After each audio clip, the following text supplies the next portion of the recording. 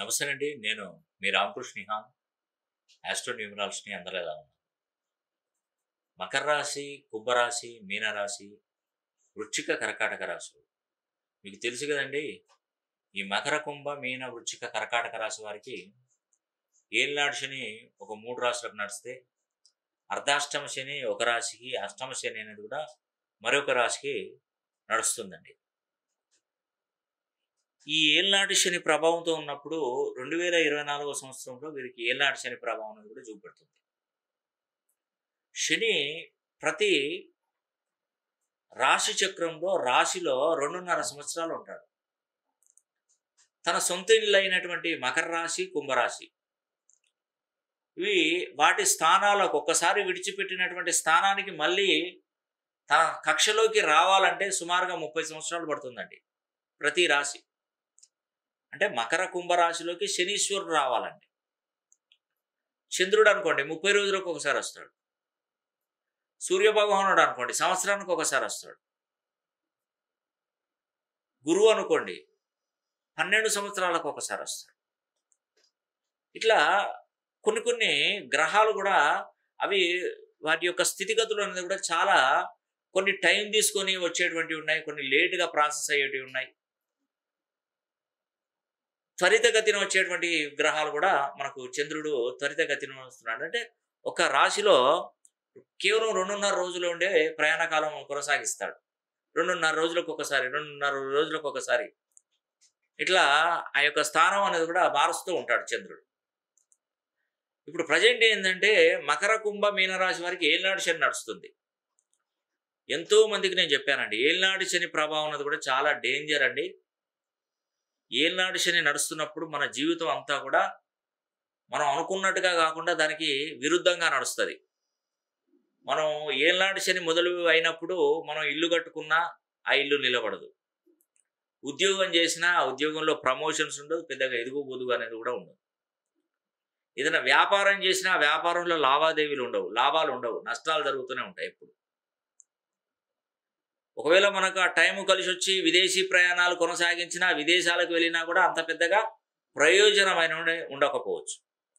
ఆ టైంలో ఏలినాడు శని ప్రభావం నడుస్తున్నప్పుడు టైంలో కనుక వివాహం చేసుకున్నా ఆ వివాహంలో అవకతవకలు, డిస్టర్బెన్స్, భార్యాభర్తల మధ్య విభేదాలు, ఒకవేళ చక్కగా భార్యాభర్తలు కలిసిన పిల్లల్లో ఏదైనా ఒక సమస్యలు, అంటే పిల్లలకి అంగవైకల్యంగా జన్మించడం కానీ, లేదంటే పిల్లలకి మాటలు రాకపోవడం కానీ, కొందరు పిల్లలు హైపర్గా ఉండడం కానివ్వండి, కొందరు పిల్లల ద్వారా తల్లిదండ్రులకు తలవంపులు తీసుకొచ్చే విధంగా కానీ, ఇట్లా రకరకాల సమస్యలు అయితే ఉంటాయండి. నేను ఇది మాత్రం ఖచ్చితంగా చెప్పగలుగుతాను, నా 30 సంవత్సరాల అనుభవంతో చెప్తున్నాను. మరి అలాంటప్పుడు మేమేం చేయాలండి అని మీరు అనుకోవచ్చు, అడుగుతారండి. ఎందుకంటే సమస్య ఉన్నప్పుడు ఖచ్చితంగా సమాధానమైన ఇవ్వాలి, లేదంటే ఆ సమస్యను ఎలా పరిష్కరించుకోవాలని కూడా మీరు తెలుసుకోవాలి. నేను 2 ఇస్తానండి. ఆ సమస్యను ఎలా పరిష్కరించాలి, ఆ ప్రశ్నకు సమాధానం నేనే చెప్తాను. ముఖ్యంగానండి ఇప్పుడు మాత్రమే అవకాశం. ఇప్పుడు నేను ఈ శాస్త్రాన్ని 30 ఏళ్ళ బట్టి చూస్తున్నా. ఈ 30 ఏళ్ళ కాలంలో నేను భక్తి టీవీలో పెద్ద పెద్ద టీవీ ఛానల్స్లో కూడా చేశాను.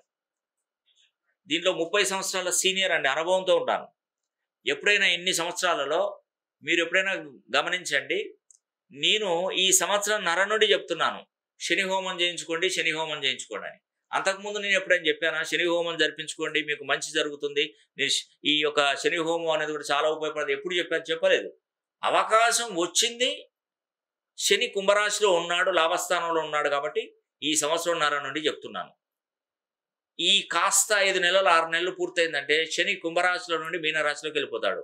ఇంకా నేను చెప్పను మీరు హోమం జరిపించుకోని చెప్పను. ఒకవేళ జరిపించుకోని చెప్పినా కూడా మీకు ప్రతిఫలం ఉండదు.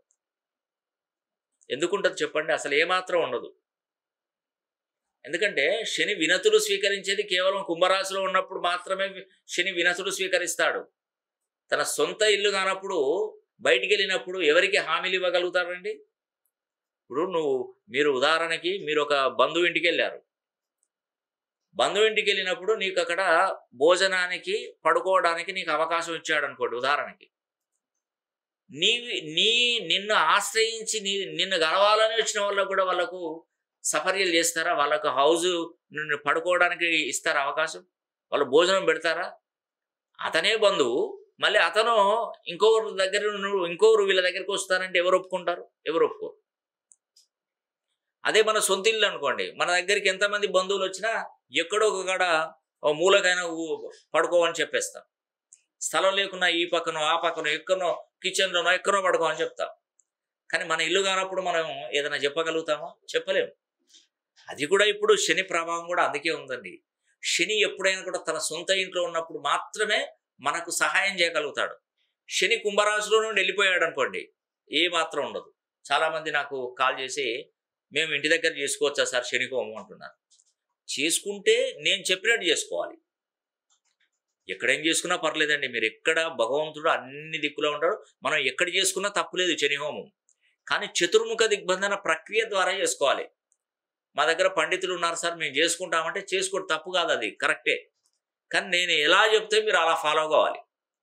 ఒకవేళ అలా చేసుకోవాలనుకున్నటువంటి వారు నాకు నేరుగా ఫోన్ చేయండి, నేను చెప్తాను. మీరు ఆ విధంగా చేసుకోగలిగితే మాత్రం మీకు శని ప్రభావం నుండి మీరు బయటపడిపోతారు. మీకు రాబోయే 30 సంవత్సరాలు కూడా శని మీ అందు ఇబ్బంది లేకుండా అనుగ్రహం కలిగించేలా మీకు మంచి జరిగే విధంగా నేను చేస్తాను తప్పకుండా. అందుకే మనకు ఈ ఆగస్టు 17వ తారీఖున శని త్రయోదశి ఉంది. ఈ ఆగస్టు 17వ తారీఖున శని త్రయోదశి ఎంత అద్భుతం తెలుసా? 17వ నంబర్ను కూడా అండి 8 వస్తుంది, శనికి సంబంధించింది. ఆగస్టు మాసం అంటే 8వ నంబర్, అది శనికి సంబంధించింది. 2024 నంబర్ను మొత్తం కూడా అండి అది 8, శనికి సంబంధించిందే. శని ఇప్పుడు తన సొంత ఇంట్లో ఉన్నాడు, అది అద్భుతమే. శని త్రయోదశి నాడు శనివారం రోజు శని త్రయోదశి, ఇది అద్భుతమే. కోర్స్ శని త్రయోదశి శనివారమే వస్తుంది. కానీ ఇన్ని సకల శుభాలు ఇక్కడ చూడండి. 16వ తారీఖు ఆ మాసంలో, ఆగస్టు మాసంలో 16వ తారీఖున వరలక్ష్మి వ్రతం. ఆ 16వ తారీఖు వరలక్ష్మి వ్రతం తెల్లవారితే శని త్రయోదశి. ఆ తెల్లవారితే మళ్ళీ ఆగస్టు 19వ తారీఖున రాఖీ పౌర్ణమి.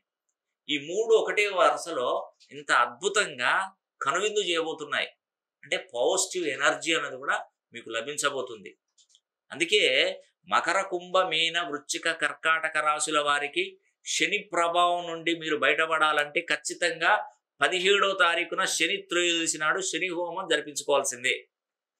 అలా జరిపించుకున్నటువంటి వారికి ఎలాంటి అడ్డంకులు లేకుండా వారి జీవితంలో ఒక మంచి ఉన్నతమైనటువంటి స్థానానికి, ఉద్యోగం కోసం ప్రయత్నిస్తున్నటువంటి ప్రతి ఒక్కరికి, అది గవర్నమెంటా ప్రైవేటా, ఉద్యోగం అయితే తప్పకుండా లభిస్తుంది. వ్యాపారంలో విపరీతమైనటువంటి నష్టాలు వస్తున్నప్పుడు ఆ వ్యాపారాలను అమ్మలేక ఉంచుకోలేక ఇబ్బంది పడుతున్నటువంటి వారు కూడా ఈ శని త్రయోదశి నాడు శని హోమం జరిపించుకోవడం ద్వారా వ్యాపారాలు అభివృద్ధిలోకి వస్తాయి, మంచి పొజిషన్కి వస్తాయండి. దానిలో ఎటువంటి సందేహం లేదు.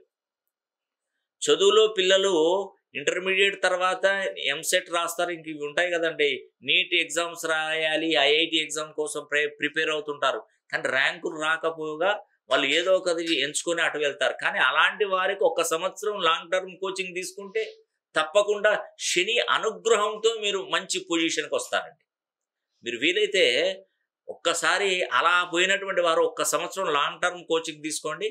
నా దగ్గర మీ పేరు నుండి 270 డిగ్రీస్ నుండి 360 డిగ్రీ కోణంలో పేరు కరెక్షన్ చేసుకొని మీరు ఆపై ఎగ్జామ్ రాసి చూడండి, ఖచ్చితంగా మీకు ర్యాంక్ వస్తుంది.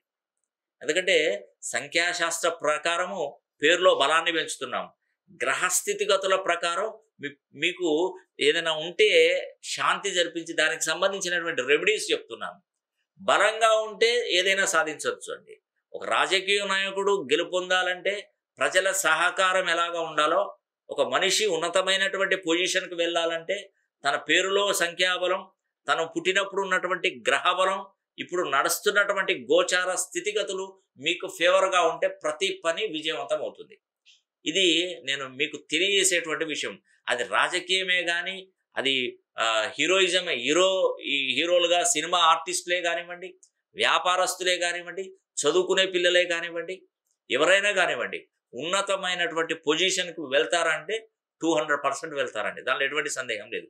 కాబట్టి మకర, కుంభ, మీన, వృశ్చిక, కర్కాటక రాశులలో జన్మించినటువంటి వారు ఈ 2024వ సంవత్సరం కలిసి రావాలంటే మరి ఆగస్టు 19వ తారీఖున రాఖీ పౌర్ణమి ఉంది, ఆగస్టు 17వ తారీఖున శని త్రయోదశి, ఆగస్టు 16వ తారీఖున వరలక్ష్మి వ్రతం. దీంట్లో 17వ తారీఖున శని త్రయోదశి నాడు మీరు తప్పకుండా శని హోమం జరిపించుకోండి.